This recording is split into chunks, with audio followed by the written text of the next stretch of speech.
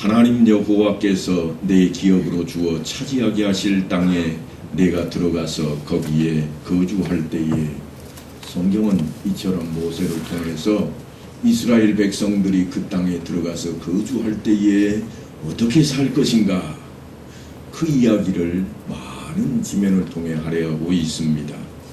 그들이 요단강을 건너가서 차지하게 될 그 땅은 하나님께서 그들에게 기업으로 주신 땅입니다.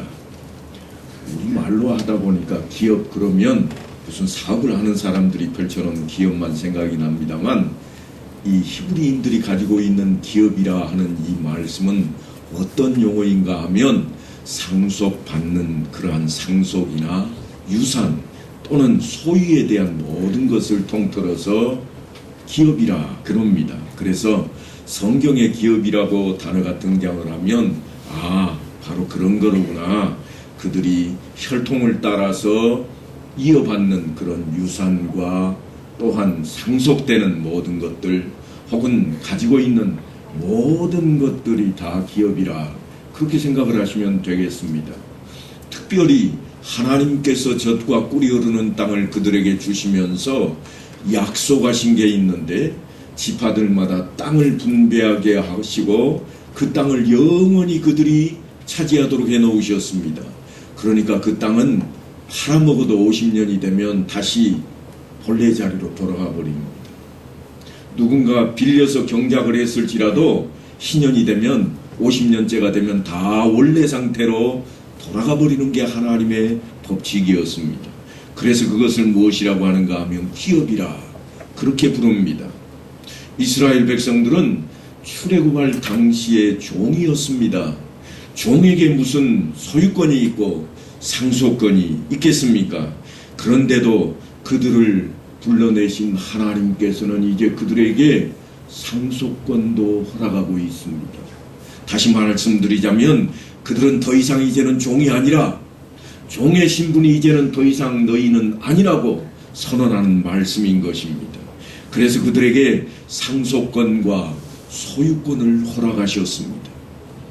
하지만 성경을 조금만 자세하게 읽어보면 그들이 원래 그 땅의 주인이었습니다.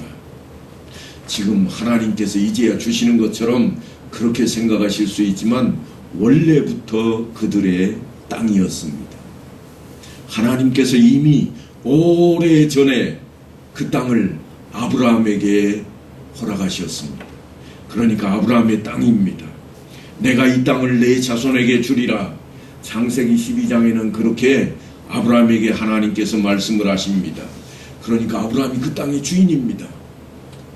어떤 사람들은 거기 살고 있던 사람들을 쫓아내고 마치 빼앗아서 하나님께서 이스라엘 백성들에게 그 땅을 준 것처럼 착각을 하기도 합니다만 그렇지 않습니다. 본래 땅 주인입니다. 성경에는 아주 유명한 말씀이 등장을 합니다. 여러분께서도 잘 아시는 말씀인데요. 내가 이 땅을 내 자손에게 주리라 그렇게 말씀하신 이후에 아브라함이 조카 롯에게 한 이런 이야기가 있습니다. 네가 좌하면 나는 우하고 네가 우하면 나는 좌하리라. 엄청난 양보를 하는 것처럼 보여지지만 실상은 이게 나중에 돌이켜놓고 보니까 양보가 아니라 땅 주인 행세하는 자리로 가고 있는 모습입니다. 그래서 롯이 어떻게 했는가 하면 멀리 바라다보고 푸른 초장으로 이루어져 있던 소알 땅을 차지해버립니다.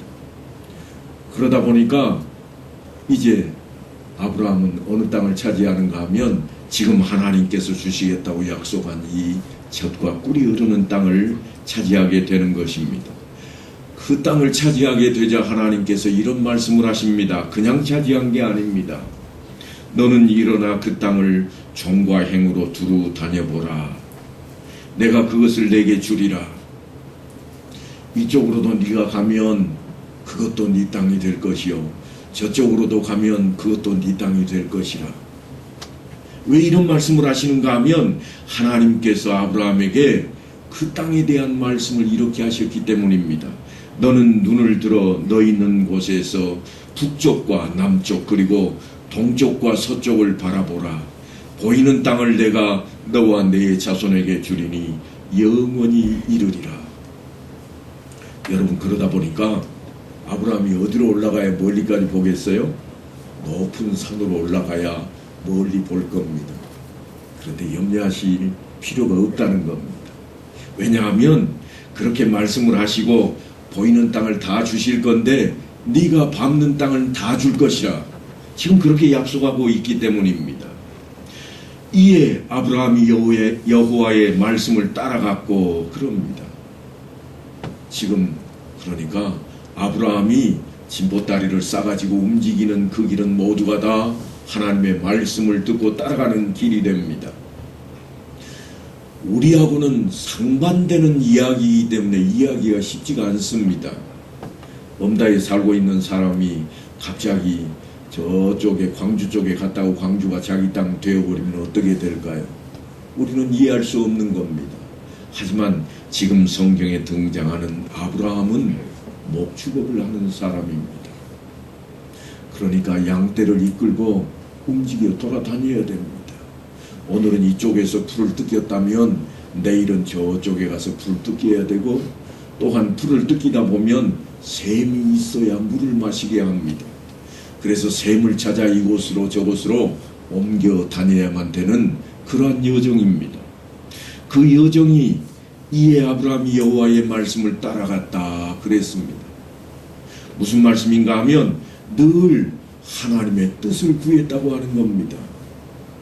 하나님, 오늘은 제가 동편으로 가도 될까요? 아니면 서편으로 가야 될까요? 늘 기도하고 움직이는 겁니다.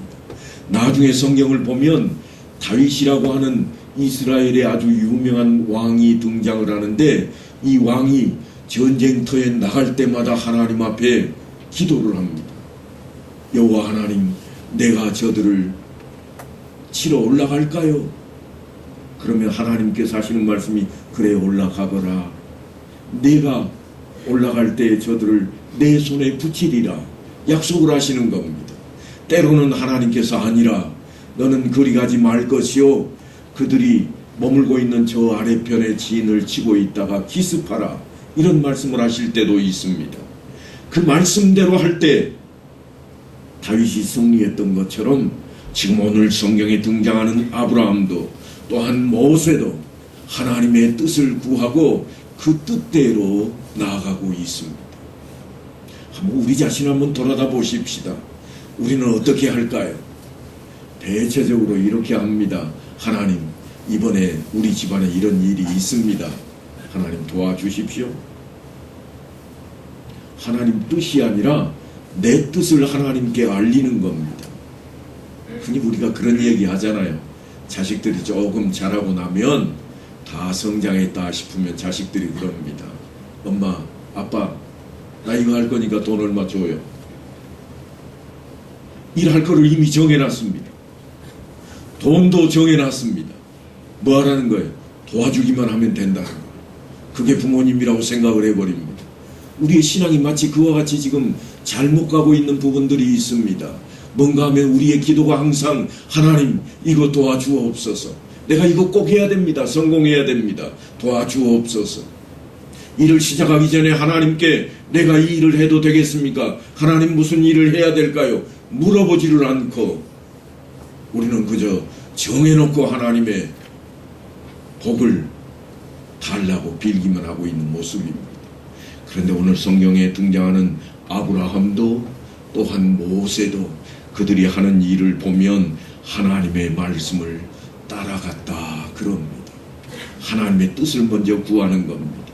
말씀을 따른다고 하는 것은 그러니까 믿음의 뿌리입니다. 너는 너의 고향과 친척과 아버지의 집을 떠나 내가 네게 보여줄 땅으로 가라. 참으로 뜬금없어 보입니다. 밑도 끝도 없습니다. 앞으로 보여줄 거니까 보여줄 땅으로 가거라. 예하고 아브라함은 따랐습니다. 그러나 아마 우리라면 그럴 겁니다. 그 땅이 어떤 땅인데요? 한번 좀 보여주시고 가라고를 하든지 뭔가 계산을 한번 두들겨보고 가서 내가 할 일이 뭐가 있는지 살펴보려고 하는 것이 우리의 모습일 것입니다. 어찌하다가 우리 신앙은 성경에 기록되어 있는 모세와 또한 아브라함이 가지고 있던 그 신앙이 아니라 다른 신앙으로 변질되어 버렸을까요? 성경은 수도 없이 끝도 없이 우리가 하나님께 뜻을 구하고 그 뜻을 쫓아갈 것을 요구하고 있는데 우리는 우리가 미리 정해놓습니다. 하나님, 이번에 내가 좋아하는 저 자매하고 결혼하기로 했습니다. 결혼하는데 들어가는 비용도 그 여정도 또한 내식양 잡는 것까지 하나님이 다 도와주십시오. 성령 충만케 하옵소서. 이게 우리의 기도가 되어버렸어요. 하나님의 뜻이 사라져버렸습니다. 하지만 아브라함은 하나님의 뜻을 쫓습니다. 그런 아브라함을 하나님께서 축복하시는 겁니다. 괜히 축복하는 게 아니에요.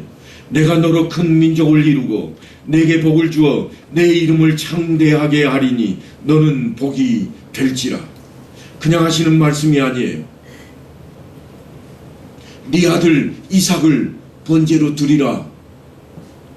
세상에 자기를 드리라고 그러면 목숨도 아깝지 않게 드릴 수 있겠는데 아들을 잡아서 드리라고 하는데 누가 흔쾌히 예 그러겠습니다. 그렇게 말할 수 있겠습니까? 그러나 아브라함은 하나님 앞에 그 말씀 앞에 따랐습니다. 하나님의 뜻입니까?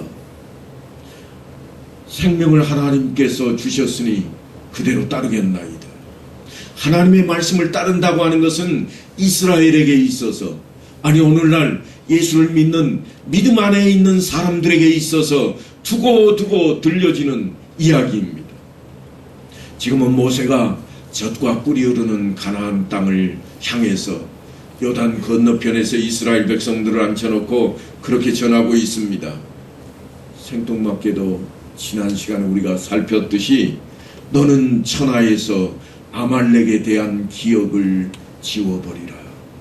아말렉을 지워버리라고 그럽니다. 왜 아말렉을 지워버리라고 하는가? 하나님 뜻을 쫓지 않았기 때문이라. 하나님 말씀을 따르지 않았기에 아말렉을 지워버리라 그럽니다. 그런데 사람이 세상을 살다 보면 하나님 뜻 따르지 않았다고 없애버리거나 지워버리는 게 쉽지가 않습니다. 넉넉하지 않습니다. 너는 천하에서 아말렉에 대한 기억을 지워버리라. 그때 이스라엘 백성들이 다 함께 아멘 외쳤지만 사실 실제로 아말렉이 이 땅에서 사라진 것은 여러분이 성경을 읽어보시면 아시겠습니다만 에스더서에 가서야 비로소 사라지게 됩니다. 에스더서에 가면 하만이라고 하는 사람이 등장을 하고 이 하만이 그때까지도 애굽 사람을 죽이고 없애버리려고 작전을 펼칩니다. 그 일로 인해서 에스더가 하나님 앞에 기도하며 외치기를 죽으면 죽으리라. 금식하며 하나님 앞에 기도했습니다. 그리고 펼쳐졌던 일이 뭔가 하면 아말렉을 이 땅에서 뿌리채 뽑아버리는 일이었습니다. 그런데 아말렉 족속에 대한 이야기는 사무엘서에도 등장을 합니다. 사무엘이 사사로 있던 때에도 사울 왕이 아말렉을 무찌르고 돌아와서 사무엘에게 이렇게 말을 합니다. 나는 실로 여호와의 목소리를 청종하여 여호와께서 보내신 길로 가서 아말렉 왕 아각을 끌어왔고 아말렉 사람들을 진멸하였으나 다만 백성이 그 마땅히 멸할 것 중에서 가장 좋은 것으로 길갈에서 당신의 하나님 여호와께 제사하려고 양과 소를 끌어왔나이다. 분명히 사울왕은 하나님의 말씀을 따랐다고 그럽니다. 하나님의 말씀을 따랐다고 그러는데 뒤에 이어지는 말씀을 보니까 다른 게 아니에요. 그래도 백성들이 이야기하는 소리를 들어보니까 그럽니다. 자기 친면이 있다는 겁니다.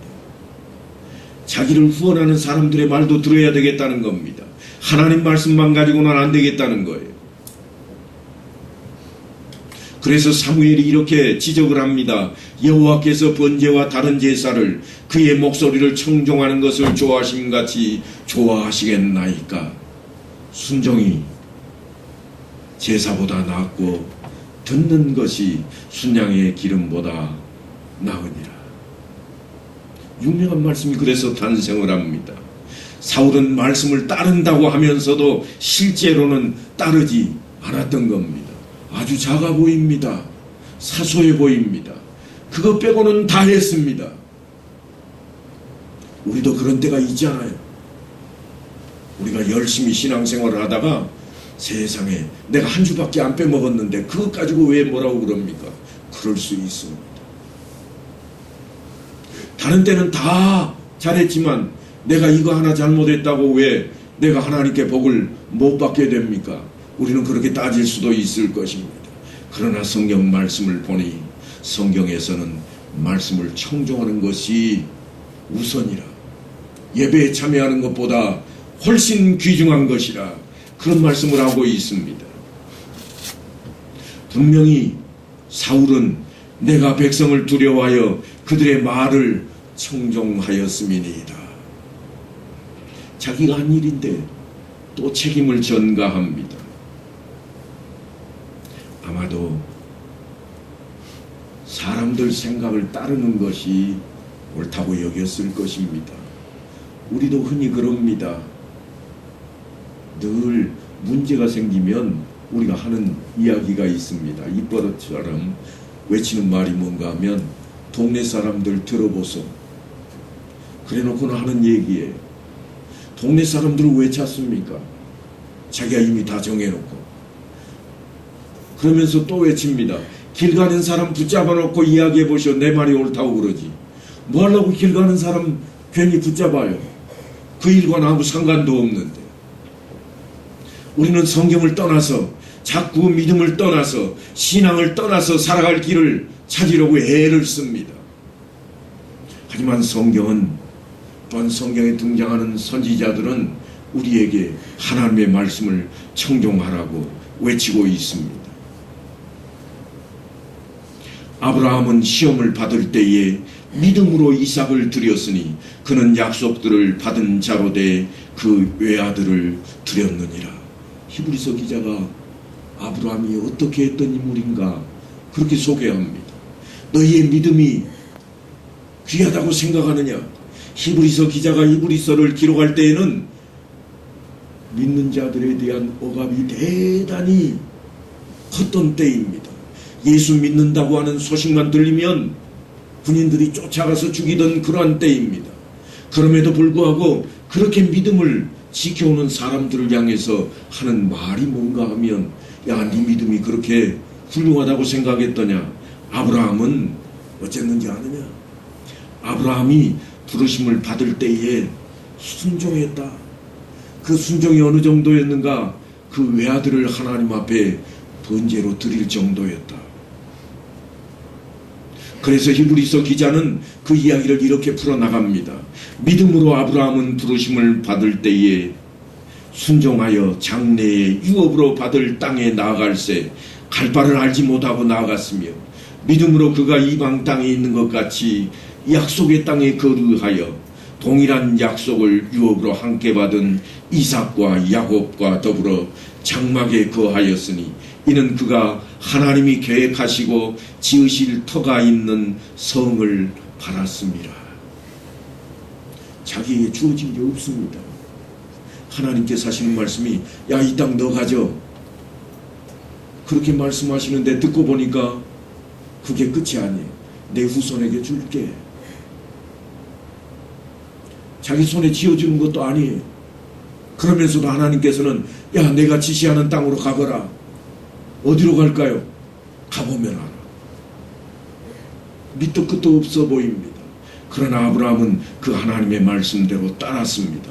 그래서 그가 받은 축복이 뭔가 하면, 너를 축복하는 자에게는 내가 복을 내리고 너를 저주하는 자에게는 내가 저주하리니 땅의 모든 족속이 너로 말미암아 복을 얻을 것이라. 땅에 있는 모든 사람들이 너 때문에 복을 받게 될 거야. 이게 예수 믿는 사람들에게 주시는 하나님의 복음입니다. 내가 예수 믿는 게 나만 믿고 천국 가는 것으로 끝이 아니라 내가 예수를 믿기 때문에 다른 사람들이 다 복을 받게 되는 거예요. 그 이야기는 내가 믿는 자답게 보여야 되고 내가 예수를 저들 앞에 펼쳐 놓아야 되고 저들이 나와 같이 신앙생활을 할 수 있게 만들어 놓는 자리가 우리의 자리라고 하는 그런 말씀입니다. 하나님께서는 이미 아브라함에게 약속을 하신 적이 있습니다. 하나님께서 그렇게 축복하시고 내 자손이 하늘의 별처럼 바닷가의 모래알처럼 많아지리라 축복하셨음에도 불구하고 하나님께서 무슨 말씀을 하시는가 하면 너는 반드시 알라. 내 자손이 이방에서 객이 되어 그들을 섬기겠고 그들은 400년 동안 내 자손을 괴롭히리니 그들이 섬기는 나라를 내가 징벌할지며 그 후에 내 자손이 큰 재물을 이끌고 나오리라. 아브라함을 축복하시면서 하나님께서 하시는 말씀이 야, 네 후손들이 종살이 할 거야. 얼마 동안이나 한다고 하는가 하면 400년 동안 한대요. 우리 같으면 어떻게 할까요? 후에는 어떻게 되든지 지금 나 좀 높은 자리 좀 앉혀주세요. 이게 우리의 소망 아니겠습니까? 우리의 소망이 그렇습니다. 그런데 이것은 아무런 가치가 없는 것들입니다. 한번 생각을 해보세요. 지금 70이 되신 어르신들 생각을 한번 해보세요. 우리가 젊었을 적에 어렸을 적에 우리 앞에 펼쳐졌던 복이 뭐였었던가 하면 다른 게 없어요. 그저 쌀밥 한 그릇에 고깃국 한 그릇만 먹었으면 뭐가 없어요? 원이 없어요. 소원이 없는 거예요. 그 이상 소원이 없습니다. 다른 원이 없습니다. 그런데 지금 어떠세요? 지금 다 풍족하게 먹습니다. 제 모습만 봐도 살이 디릭디릭 쪄가지고 살 빼야 돼요. 살 빼야 돼. 이게 우리의 원이에요. 원이 바뀌었습니다. 그러니까 세상 것을 우리가 취하려고 하는 것은 다 생명에 대한 의미를 빼고는 부질없는 것들입니다. 부질없는 것들이에요. 그것을 지금 성경이 우리에게 가르쳐주고 교훈하고 있는 것이에요. 그날에 여호와께서 아브라함과 더불어 언약을 세워 이르시되 내가 이 땅을 애굽 강에서부터 그 큰 강 유브라데까지 내 자손에게 주노니 이미 하나님께서 그 땅을 주셨다고 약속을 하고 있습니다. 그러니까 이 땅 주인이 누군가 하면 아브라함이요 아브라함의 후손들입니다. 지금 모세를 따라서 요단강 건너편에 와 있는 이들 아브라함의 후손들이 이들이 그 땅 주인입니다. 그 땅 주인인데도 불구하고 하나님께서 이 땅을 차지하라 그러는데 그 땅에 있는 사람들이 겁난다고 안 들어가려고 했던 그 족속들입니다. 그러다가 40년 동안 광야에서 머물고 당시에 무서워서 못 들어가겠다고 했던 사람들이 다 죽고 난 이후에야 이제 그들이 들어갈 길목에 다시 서게 된 것입니다. 모세는 그 백성들 앞에 건너다 보이는 젖과 꿀이 흐르는 땅 가나안 땅을 바라보면서 백성들에게 이렇게 외칩니다. 하나님 여호와께서 내 기업으로 주어 차지하게 하실 땅에 네가 들어가서 거기에 거주할 때에 그곳에 들어가서 살아갈 때 네가 해야 될 일이 있다. 반드시 지켜야 할 특정한 예식이 있는데 그에 대한 이야기를 꺼냅니다. 먼저는 그 땅에서 거두어드리는 모든 소출의 첫 열매를 하나님께 드리라고 하는 것입니다. 그래서 매년 그들은 첫 열매가 열릴 때마다 하나님 앞에 드리는 예식을 갖습니다. 그것을 초실절이라 그럽니다. 물론 그들에게 중요한 그러한 절기가 있습니다. 그들을 애굽 땅 종살이하던 데로부터 끄집어내고 자유를 주셨던 그 6월절이라고 하는 대단히 중요한 절기가 있지만 그 절기에 붙여서 초실절이라고 하는 절기를 만들어 놓고 너희가 이제는 자유하냐? 너희가 이제는 종이 아니더냐? 그렇다면 하나님께서 이 땅 주신 것을 기억하고 너희의 첫 열매를 여호와 하나님께 드리라고 하는 것입니다. 그러면서 그때 제사장들이 어떻게 하나님 앞에 고해하는가 하면 내가 여호와께서 우리에게 주시겠다고 우리 조상들에게 맹세하신 땅에 이르렀나이다. 여호와께서 강한 손과 편팔과 큰 위험과 이적과 기사로 우리를 애굽에서 인도하여 내시고 이곳으로 인도하사 이 땅 곧 젖과 꿀이 흐르는 땅을 주셨나이다. 그렇게 고백을 하라는 겁니다. 그리고 이어서 하는 말이 여호와여 이제 내가 주께서 내게 주신 토지 소산에 만물을 가져왔나이다. 그렇게 하나님 앞에 영광을 돌리고 하나님께 그 예물을 드려서 어떻게 사용할 것인가? 사용할 것까지 이미 다 기록해 두었습니다. 내 하나님 여호와께서 너와 내 집에 주신 모든 복으로 말미암아 너는 레위인과 너희 가운데 거류하는 객과 함께 즐거워할지니라. 여기에 등장하는 레위인들은 땅을 분배받지 아니한 그러한 하나님께 제사를 드리는 그 자리에 있는 사람들을 일컫습니다. 그들에게는 땅이 주어지지 않았습니다. 물론 성읍, 살 수 있는 집은 그들에게 주어졌지만 땅이 없으니까 소산물이 없습니다. 그래서 그들이 먹고 살아갈 것을 다른 백성들이 하나님께서 주신 땅에서 거두어들인 소산물의 10분의 1을 내어서 그들에게 주고 또한 가난한 자들에게 주라고 하는 겁니다. 그리고 이어지는 말씀이 있습니다. 오늘 본문에 있는 대로 3년째 되는 해에는 거두어들인 소산 가운데 10의 1을 구별하여 기업에 분깃이 없는 레위인과 소외된 자들에게 주라고 하는 겁니다. 소외된 자들이 누군가 하면 객과 고아와 과부들입니다. 그러니까 나그네들에게도 주어서 먹고 배부르게 하라고 하는 것이 하나님의 말씀입니다. 베드로 사도는 신약시대를 살고 있는 우리에게 이렇게 말씀을 전합니다. 너희는 택하신 족속이요 왕같은 제사장들이요 거룩한 나라요 그의 소유가 된 백성이라. 그러니 어떻게 하라 그러는가 하면 너희가 받은 은혜에 보답하라. 더 이상 종이 아니라 귀족이니 너희가 해야 될 일이 있다. 그건 뭔가 어려운 자들을 돕는 일이라, 나누는 일이라 그렇게 외치고 있습니다. 그래서 셋째 해 곧 11조를 드리는 해에 내 모든 소산의 11조 내기를 마친 후에 그것을 레위인과 객과 고아와 과부에게 주어 내 성읍 안에서 먹고 배부르게 하라. 그렇게 말씀을 하는 겁니다. 여기에 등장하는 셋째 해는 다른 11조를 드리는 해입니다. 11조가 그러니까 두 개가 있다는 거예요. 제1의 11조가 있습니다.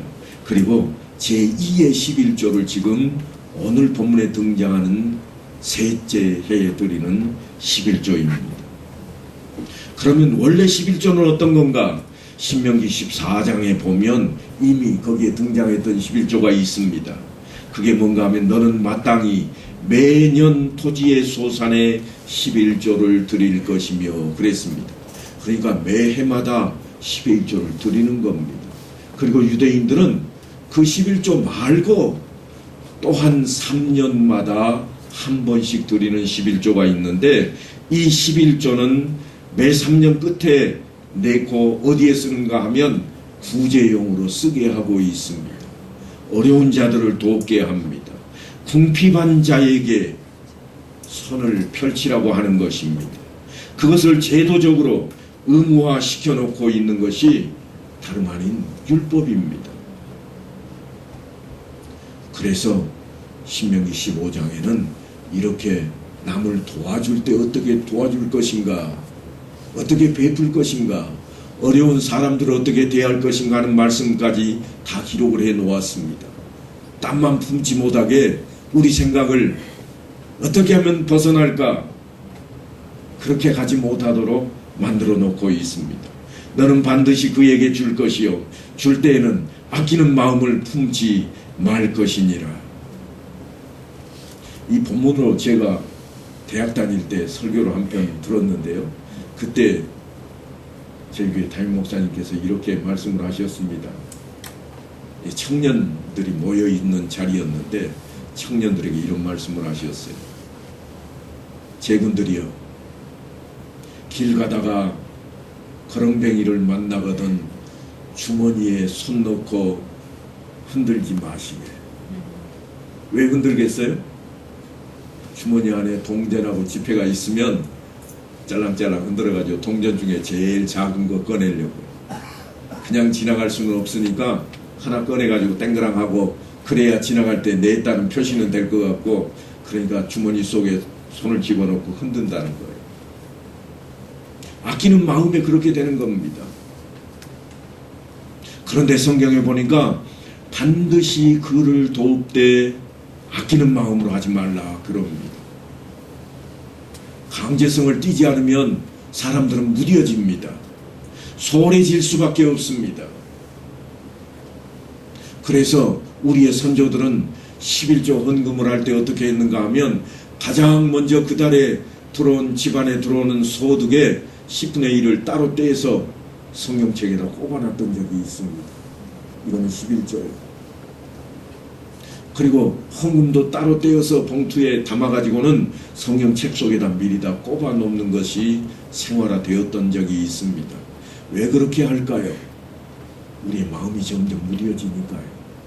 쓰다 보면 쓰고 난 뒤에 뭐 하면 되지 그렇게 생각하시겠지만 쓰다 보면 부족해질 수도 있고 없을 수도 있어요.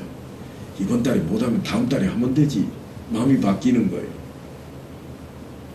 이 정도 하려고 처음에는 생각했지만 나중에는요, 부족하네. 나부터 목구멍이 포도청이라고 나부터 먹고 살아야지. 이렇게 바뀔 수도 있는 거예요. 지금 모세는 이스라엘 백성들에게 그 이야기를 하고 있는 겁니다.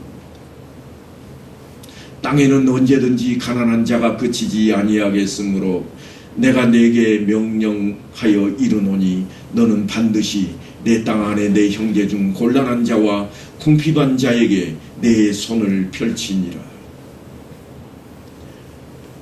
여러분 한번 생각해 보세요. 저희 어렸을 때하고 지금은 전혀 다른 세상입니다. 지금은 밥 못 먹어서 굶어 죽는 사람은 드물 겁니다. 우리 생각이 그렇다는 거예요. 그런데 여전히 밥 못 먹어서 굶는 사람이 있습니다. 여전히 있습니다. 어려운 사람이 없다고요? 여전히 어렵습니다. 통장에 몇백만 원이 있는 사람도 뭐라고 그러는가 하면 먹고 살기 힘들다고 그럽니다. 여전히 어렵습니다. 왜냐하면 판단 기준이 상대가 되어서 더 많은 사람을 비교치로 내놓기 때문에 그렇습니다. 하지만 성경은 우리에게 그런 것을 비교하지 말라고 말씀을 하고 있습니다. 무엇을 기억하라고 하는가 하면 너는 애굽 땅에서 종되었던 것과 내 하나님 여호와께서 너를 속량하셨음을 기억하라. 네가 종되었던 적, 어려웠던 적을 기억하고 너를 죄 가운데 있던 너를 건져내어서 예수 믿게 하신 그 하나님의 섭리를 기억하라. 그러면 뭐가 아깝더냐? 지금 그런 말씀입니다. 그래서 내가 성물을 내 집에서 내어 레위인과 객과 과와 가부에게 주기를 주께서 내게 명령하신 명령대로 했노라고 그렇게 고백하라고 하는 겁니다. 어느 정도로 이야기하고 있는가 하면 특별히 어려웠던 날에 대한 이야기를 신명기에는 기록을 해 놓았습니다. 내가 애곡하는 날에 이 성물을 먹지 아니하였고 부정한 몸으로 이를 떼어주지 아니하였고 죽은 자를 위하여 이를 쓰지 아니하였노라. 여러분 가정에 갑자기 애경사가 생기면 큰돈이 들어가게 됩니다. 그런데 이웃 돕는 일에 그 돈을 쓰지 않겠다고 지금 고백하고 있습니다. 애곡하는 날은 장례 치르는 것을 의미합니다. 장례 치르는데 우리와 달리 애굽인들은 돈이 많이 들어갑니다. 우리는 부조가 있지만 이 사람들은 부조가 없습니다. 오는 손님을 다 접대할 뿐만 아니라 다 자신들이 내야 되기 때문에 갑자기 큰 돈을 써야 됩니다. 그런데 뭐라고 고백하게 했는가 하면 애곡하는 날에도 구별해 놓은 거 우리가 손도 대지 않았습니다. 그렇게 고백하라고 하는 겁니다. 그러면서 그들이 마지막으로 하나님께 이렇게 기도합니다. 우리에게 주신 젖과 꿀이 흐르는 땅에 복을 내리소서. 내가 하나님 말씀 앞에 그대로 다 모든 것을 지키겠사오니 하나님 복 주옵소서 하는 겁니다. 우리의 기도와 뭔가 좀 다르지 않은가요? 우리는 이것도 필요하고 저것도 필요하니 그저 주십시오 하는 고백의 기도라면 이들은 내가 하나님의 말씀을 따랐나이다. 하나님의 뜻대로 했습니다. 그러니 우리에게 복을 주옵소서. 우리를 향하신 하나님의 궁극적인 목적이 뭔가 하면 우리로 하여금 하나님의 백성으로서 성화되는 것입니다. 그래서 하나님께 영광 돌리는 것을 하나님께서 바라십니다. 그게 구약식으로 이야기하자면 하나님께서 명령하신 모든 법도와 규례를 다 지키는 것이요. 요즘 우리식으로 하자면 예수를 온전히 믿고 그 사랑을 증거하는 겁니다. 사랑 이야기가 나왔으니까 잠깐 한번 이야기해 보십시다. 사랑은요, 대단히 엄청납니다. 혹시 부부끼리 좀 앉으셨나요? 주일날은 좀 부부끼리 앉아야 내가 이런 것도 한번 시켜보는데 떨어져 있어도 한번 해보십시다. 뭐 저를 보고 하셔도 괜찮을 것 같아요. 제가 오늘은 남편들에게는 아내가, 아내들에게는 남편이 잠깐만 되겠습니다. 여보 사랑해 하고 한번 외쳐보시죠. 시작. 무슨 대답을 원하세요? 여러분 뭘 기대하십니까? 여보 사랑해? 뭘 기대하고 계세요? 그래도 내가 10사람 안에는 당신 사랑해. 그런 거 원하세요? 10번째로 사랑한다는데 괜찮으시겠어요? 아마도 여러분 속의 기대감은 이런 거예요. 나만 사랑한다. 내가 당신만 사랑해. 이 얘기를 듣고 싶을 거예요. 그러니까 사랑해야 할 때 다른 것과 비교하면 실패하는 겁니다. 머릿속에 뭔가 당신 사랑하냐고 비교거리를 찾는다면 실패해요. 더더군다나 당신은 이랬고 저랬고 따지기 시작하면 끝장나는 겁니다. 이게 사랑이에요. 하나님의 사랑이 지금 우리 안에, 신앙 안에 그렇게 들어와 있습니다. 그 사랑을 가지고 우리가 믿음 생활을 해야 된다는 거예요. 묻지도 따지지도 말고 하나님의 말씀을 따르라고 하는 거예요. 아브라함은 그렇게 했습니다. 모세도 그렇게 했다는 거예요.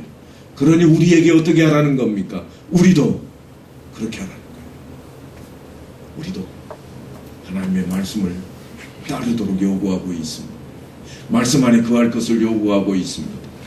여호와께서 너를 지으신 모든 민족 위에 뛰어나게 하사 찬송과 명예와 영광을 삼으시고 그가 말씀하신 대로 너를 내 하나님 여호와의 성민이 되게 하시리라 하고 축복하실 수 있도록 그렇게 살라고 하는 겁니다. 그래서 사실은 우리가 하나님께서 우리를 택하시고 우리를 구원하시고 우리를 살피신 것처럼 우리 이웃을 그렇게 살피라고 하는 거예요. 예수님은 그래서 내 이웃을 어떻게 사랑하라고 그러는가 하면 내 자신과 같이 사랑하라. 옛날 성경처럼 하면 내 몸과 같이 사랑하라 그랬습니다. 이웃을 어떻게 그렇게 사랑합니까? 그 사랑이 아니면 우리의 믿음이 흔들리는 겁니다. 오늘 당장 돌아가서 다음 예배 시간까지 우리가 해야 될 일이 뭔가 하면 그 사랑을 찾는 겁니다. 그 사랑을 손에 쥐는 거예요. 내 이웃을 볼 때에도 또는 내 직장에 나아가서도 내 사업의 터전에서도 그 사랑을 붙들어야 됩니다. 그럴 때 우리 모습이 바뀌어가고 우리의 말씨가 바뀌어가고 우리의 행동이 바뀌게 될 겁니다. 그러면 비로소 세상 사람들이 예수 믿는 사람이야. 저 사람을 보니 예수를 믿을만 하겠어. 하나님께 영광을 돌리게 된다고 하는 겁니다. 그러한 모습이 우리 가운데 펼쳐지는 이 한 주간이 될 수 있게 되기를 간절히 축원합니다.